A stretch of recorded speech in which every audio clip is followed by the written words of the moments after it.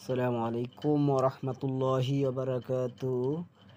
আপনারা দেখতে পাচ্ছেন কত সুন্দর টাইলস করা, এসি লাগানো, কার্পেট খুব সুন্দর করে মসজিদ সাজানো।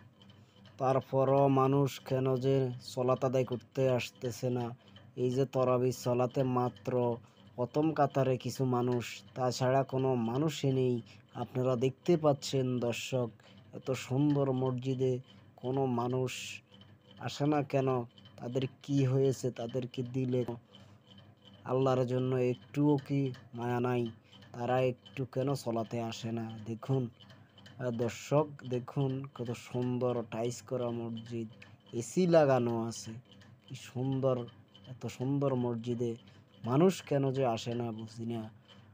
মানুষ কয়েকজন মানুষ এক কাতারে কিছু মানুষ আছে, আর শুক্রবারে আসলে আর জায়গায় পাওয়া যায় না, দোতলা তিনতলা সবগুলা পড়ে যায়। এখন তারাবি সলাত আদায় করবে এই সুযোগ মানুষের হয় না। তো আমি বলতে চাই, যা আসে না তাদেরকে আল্লাহ যেন হেদায়েত করেন, আর অতি শিগগিরই যেন আসে। আর যারা যারা আমার ভিডিওটা দেখছেন তারা অবশ্যই লাইক কমেন্ট করে দেবেন। প্রবাসী ভাইদের জন্য দোয়া রইল, প্রবাসী ভাইয়েরা দোয়া করবেন যে যেখান থেকে ভিডিওটি দেখছেন। আসসালামু আলাইকুম ওয়া রাহমাতুল্লাহি ওয়া বারাকাতুহু।